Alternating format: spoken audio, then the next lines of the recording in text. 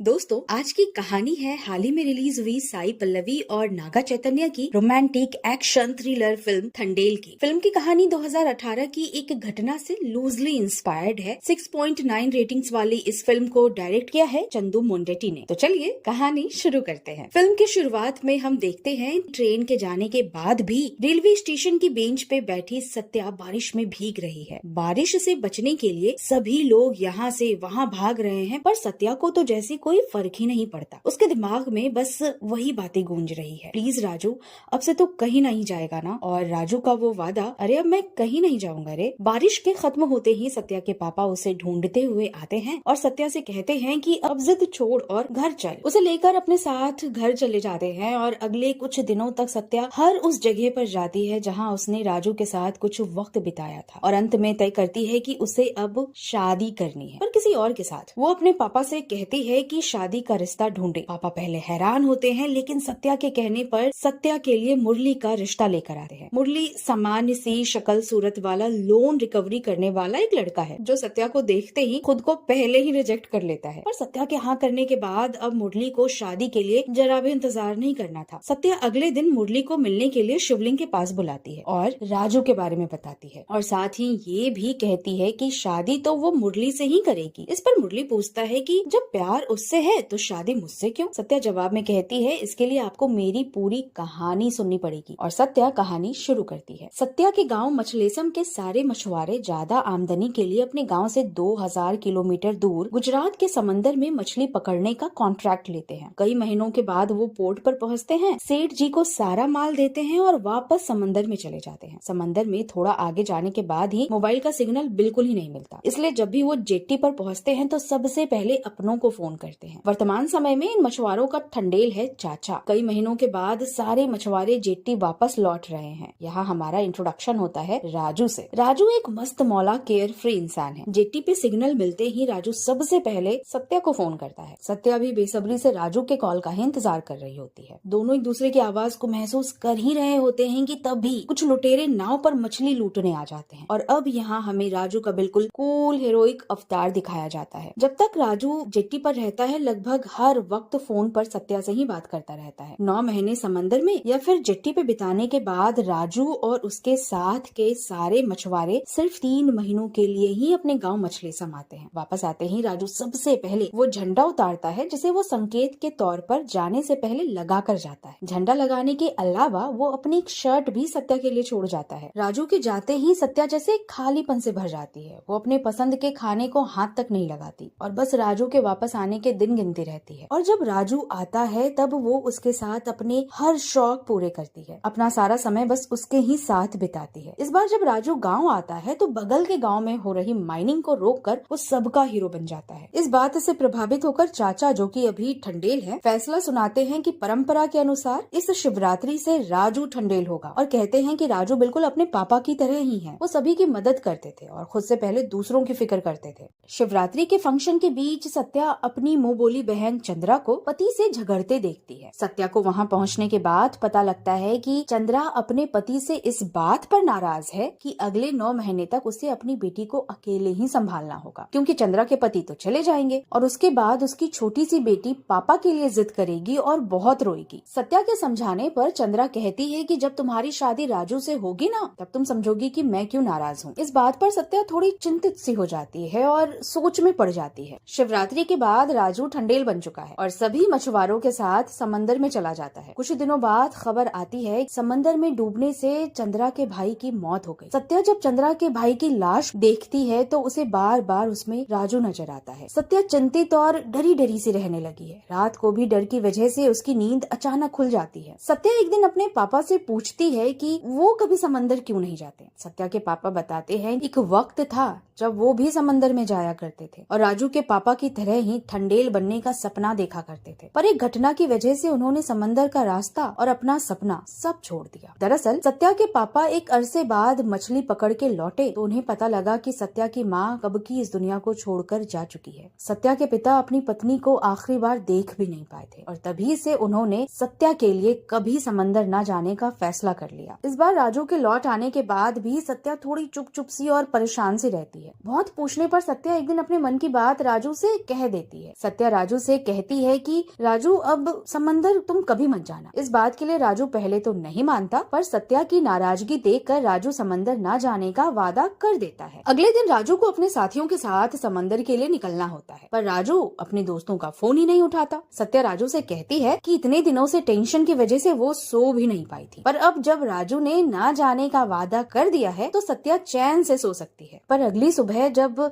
सत्या की नींद खुलती है तो वो अपने पास राजू की एक शर्ट पाती है और साथ ही उसके सामने लहरा रहा होता है वो झंडा जो राजू हर बार जाने से पहले संकेत के तौर पर लहराता था। सत्या को ये समझने में देरी नहीं लगती कि राजू ने अपना वादा तोड़ दिया है। सत्या भागती हुई स्टेशन जाती है। वो राजू को जाने से रोकने के लिए बहुत मिन्नतें करती है, यहाँ तक कह देती है कि अगर इस बार राजू गया तो वो सत्या को भूल जाए और भूल जाए कि उन दोनों के बीच कोई रिश्ता भी था। इतना सब कहने के बाद भी राजू चला जाता है और सत्या वहीं स्टेशन पर बैठी बारिश में भीगती रहती है। वही फिल्म के शुरुआत वाला सीन। तो अब तक की सारी कहानी सत्या मुरली को सुना चुकी है और कहती है कि जिस दिन राजू यहाँ से गया उसी दिन से सत्या का राजू के लिए सारा प्यार खत्म हो गया और उन दोनों का रिश्ता भी। यहाँ पर सत्या एक बहुत अच्छी बात कहती है कि जब हम किसी से प्यार करते हैं तो हमें उनकी फिक्र होती है, लेकिन ये फिक्र जब डर में बदल जाए तो उसे ऐसा प्यार नहीं चाहिए। आगे सत्या मुरली से कहती है कि राजू के अलावा कोई और इस दुनिया में उसका अपना है जो उसके लिए अपनी सारी खुशियां भी दांव पर लगा सकता है, तो वो हैं उसके पापा। उसके पापा सत्या की शादी से खुश होंगे, बस उन्हीं की खुशी के लिए सत्या ये शादी कर रही है। लेकिन सत्या कहती है कि वो अपनी 3 बातें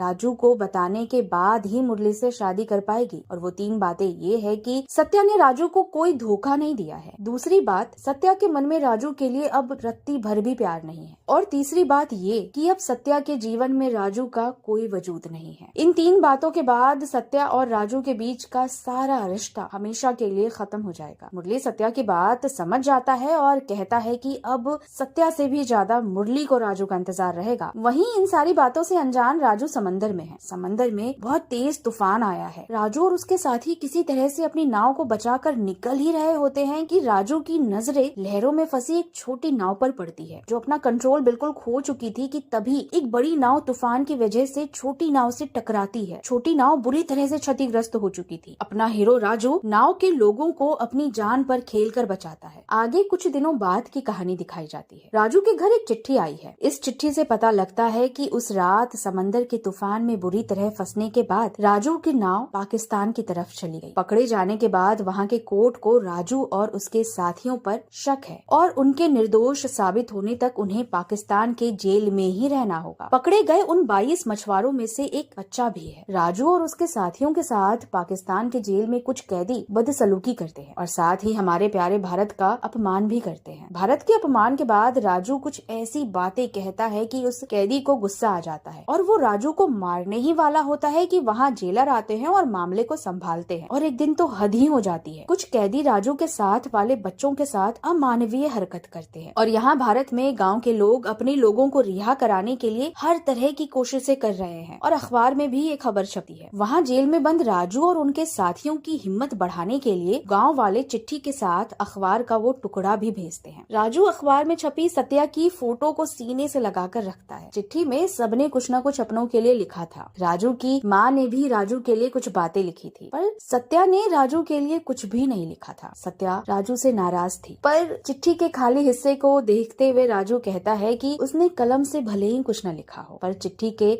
आखिरी हिस्से में सत्या के आंसू के छाप है। उसने अपनी आंसुओं से सब कुछ कह दिया है। अब उसे और कुछ लिखने की जरूरत नहीं है। इधर गांव की औरतें अपनों के दूर होने से परेशान तो है ही, ऊपर से उन्हें पैसों की भी किल्लत होने लगी है। अब नौबत इतनी बुरी आ चुकी है कि आसपास के दुकानदारों ने भी उन्हें उधार देना बंद कर दिया है। कर्जे वाले पैसों के बदले घर का सामान लेके जा रहे हैं। राजू की माँ कहती है कि अगर कुछ समय ऐसा ही चलता रहा तो हम में से कोई भी जिंदा नहीं बचेगा। इन महिलाओं की हालत पर सत्या को दया आती है। सत्या मुरली को फोन करती है और उसके साथ गुजरात के लिए निकल जाती है। गुजरात के एक सेठ के पास गांव के सारे मछुआरों के पगार बाकी है। सेठ हर बार पगार देने में आनाकानी किया करता था। इस बार भी सत्या के पहुंचने पर वो पगार देने से मना कर देता है। सत्या उसे सब समझाने की कोशिश करती है, पर वो सत्या की एक नहीं सुनता और सत्या को वहाँ से बाहर निकाल देता है। सत्या बाहर आती है और धरने पे बैठ जाती है। जब आसपास के मछुआरों को पता लगता है कि सेठ किस तरह पगार देने से मना कर रहा है, तो वो भी सत्या का साथ देते हुए धरने पे बैठ जाते हैं। ये बात मीडिया तक भी पहुंचती है। सारे मछुआरों के धरने पर बैठने से आसपास के पोर्ट का भी काम रुक जाता है। अब सेठ को प्रेशर में आकर मछलेसम गांव के सारे मछुआरों का पगार देना ही पड़ता है। सत्या गांव आते ही सब में पगार बांट देती है। अब पैसों की समस्या तो दूर हो चुकी थी। ये बात चिट्ठी के जरिए राजू और उसके साथियों तक भी पहुंचती है। उसके साथी राजू से कहते हैं कि अगर तू ठंडेल राजा है तो सत्या ठंडेल रानी है। ये सुनकर राजू को बहुत गर्व महसूस होता है। भारत में उन मछुआरों को छुड़ाने की सिफारिश विदेश मंत्री सुशीला स्वराज तक पहुंचती है। सुशीला स्वराज के सिग्नेचर के बाद उन 22 मछुआरों का रिलीज ऑर्डर आ जाता है। सत्या को बताया जाता है कि 15 अगस्त को पाकिस्तान सभी मछुआरों को रिहा करने वाला है। ये समाचार राजू और उसके साथियों तक भी पहुंचती है। सभी बहुत खुश होते हैं। खुश तो मुरली भी होता है कि राजू के आते ही सत्या और मुरली की शादी हो जाएगी। वो तो घर वालों से बात कर शादी के कार्ड्स भी छपवा लेता है। शादी का कार्ड राजू के साथियों तक पहुंचता है तो सभी हैरान रह जाते हैं, पर चाचा हिदायत देते हैं कि ये कार्ड राजू तक न पहुंचने पाए। चाचा कहते हैं शादी वैसे भी 2 सितंबर को होने वाली है, हम सभी तो 15 अगस्त को रिहा हो ही जाएंगे। सत्या जब राजू को देखेगी तो किसी और से शादी कर ही नहीं पाएगी। बस तब तक हमें ये बात राजू से छुपानी है, वरना वो टूट जाएगा। कोर्ट राजू और उसके साथियों को रिहा करने का हुक्म देती है। जज अब बस फैसले पर सिग्नेचर करने ही वाले थे कि खबर आती है जम्मू कश्मीर को विशेष दर्जा देने वाले आर्टिकल 370 को हटा दिया गया है। इस फैसले के साथ ही भारत और पाकिस्तान के रिश्ते और भी खराब हो जाते हैं। पाकिस्तान में भारत के खिलाफ विरोध प्रदर्शन होने लगता है और इन सभी मछुआरों के रिलीज ऑर्डर पर भी स्टे लगा दिया जाता है। पाकिस्तान में हिंदुस्तानियों के खिलाफ आक्रोश था और विरोध कर रहे पाकिस्तानियों को जैसे ही पता लगता है कि वैन से उन 22 मछुआरों को जेल पहुंचाया जा रहा है, वो वैन पर हमला कर देते हैं। पर किसी तरह राजू और उसके साथी भीड़ से बच निकल पाने में कामयाब होते हैं। वहाँ से भागने के दौरान राजू एक जेलर की जान भी बचाता है। वैसे तो मौके का फायदा उठाकर राजू और उसके साथी वहाँ से भाग सकते थे, पर वो वापस जेलर के पास पहुँचते हैं और कहते हैं कि हम भगौड़े नहीं हैं, बस हमारी किस्मत हमारे साथ खेल रही है। इन सब के बाद अब जेलर का दिल भी राजू के लिए थोड़ा नरम पड़ जाता है। आर्टिकल 370 हटने के बाद भारत और पाकिस्तान के रिश्ते तो खराब हो ही चुके थे। 6 अगस्त 2019 को सुशीला स्वराज के देहांत के बाद अब राजू और उसके साथियों का 15 अगस्त को छूट पाना लगभग नामुमकिन सा हो गया था। सत्या को पता चलता है कि सुशीला स्वराज के बाद अब अगर उन मछुआरों को वापस लाने में कोई उसकी मदद कर सकता है तो वो है सुशीला स्वराज की बेटी भावना स्वराज। सत्या मुरली और चंद्रा के साथ दिल्ली पहुंचती है। उधर पाकिस्तान की जेल में कुछ कैदी राजू और उसके साथियों को अब और भी ज्यादा परेशान करने लगे थे। इधर सत्या हर रोज भावना स्वराज से मिलने की कोशिशें करती है। राजू पर तरस खाकर एक गार्ड चुपके से सत्या को कॉल करता है और राजू की तरफ फोन सरका देता है, पर राजू बात करने से इनकार कर देता है और कहता है कि फोन पर नहीं, अब तो सत्या का चेहरा अपने हाथों में लेकर ही वो सत्या से बातें करेगा, उसे जाने मन कहेगा। फोन की दूसरी तरफ सत्या ये सारी बातें सुन रही थी। वो बहुत रोती है, टूट सी जाती है। मुरली के घर वाले मुरली पर दिल्ली से वापस आने का दबाव डालते हैं। कहते हैं कि 3 दिनों में तुम्हारी शादी है, अब और कहाँ कहाँ भटकते फिरोगे। चंद्रा भी सत्या को वापस चलने के लिए समझाने की कोशिश करती है। तभी सत्या बोल पड़ती है कि मेरी शादी है ना, तो मुझे दुल्हन की तरह सजाओ। अगले दिन सत्या दुल्हन की तरह सज सवर कर भावना स्वराज की गाड़ी के पास पहुँच जाती है। भावना स्वराज की नजर जब बारिश में भीगती हुई दुल्हन पर पड़ती है तब उन्हें लगता है कि मामला सीरियस है। वो सत्या से मिलने के लिए तैयार हो जाती है। सत्या ये कहते हुए भावना स्वराज को राजी कर लेती है कि आपकी माँ की आखिरी ख्वाहिश थी उन मछुआरों को भारत वापस लाना। भावना स्वराज राजू और उसके साथियों को वापस लाने का वादा करती है। राजू और उसके साथी के जल्दी ही भारत वापस आने वाली खबर को सुनकर सभी बहुत खुश होते हैं। चंद्रा भी खुश है, लेकिन सत्या का तो अलग ही हाल है। वो तो डर और चिंता से रोने लग जाती है कि जब राजू को ये पता लगेगा कि सत्या किसी और से शादी कर रही है तो राजू पर क्या बीतेगी। राजू के लिए ये तो पाकिस्तान में रहने से भी ज्यादा बड़ी सजा होगी। उसे लगता है कि अब जैसे सब खत्म हो गया है। सत्या अंदर से इतनी कमजोर पड़ चुकी है कि वो खुद को ही सारी परेशानियों की वजह समझने लगती है। उसे लगता है कि उसने ही राजू को रोकर विदा किया था और रोकर विदा करने पर कहते हैं कि अब शगुन होता है, इसलिए शायद उन्हें इतना सब कुछ झेलना पड़ रहा है। लेकिन अब सत्या के हाथों में तो कुछ भी नहीं था, क्योंकि उसने मुरली से शादी का वादा कर दिया था। तभी तो मुरली राजू को वापस लाने की कोशिशों में सत्या का साथ देता रहा था। फिर रिहाई वाला दिन भी आ ही जाता है। सभी मछुआरों को रिहा कर दिया जाता है और वो भारत की तरफ आते हैं सिवाय एक के। दरअसल लक्ष्मण उर्फ लक्ष्मी ने अपना आधार कार्ड नहीं बनवाया था। कोई वैलिड आईडी प्रूफ नहीं होने की वजह से भारतीय कैदियों की लिस्ट में उसका नाम ही नहीं था। पर हमारा राजू तो ठहरा ठंडेल, यानी कि सभी का लीडर। वो अपने साथी को छोड़कर भारत कैसे वापस आ सकता था? तो बस वो वहीं बैठ जाता है। चाचा पहले तो राजू को समझाने की कोशिश करते हैं, पर जब वो नहीं समझता तो अंत में उन्हें सत्या की शादी के बारे में बताना ही पड़ता है। राजू पहले तो यकीन करने से इनकार कर देता है। कहता है, क्या रे चाचा, मुझसे वो गुस्सा है, इसी वजह से उसने ऐसा कह दिया होगा। वो थोड़ी ना किसी और से शादी करेगी। हार कर चाचा को शादी का वो कार्ड दिखाना ही पड़ता है, जिसे देखकर राजू फूट फूट कर रोता है। रोता हुआ चाचा से कहता है, चाचा मैंने उसका दिल बहुत दुखाया है। किसी औरत का दिल दुखाने पर ऐसी ही सजा मिलती है। मेरा तो अब सब खत्म हो गया, अब जीने का कोई मकसद नहीं बचा। राजू को समझाते हुए चाचा कहते हैं कि देख, अभी कुछ भी नहीं बिगड़ा।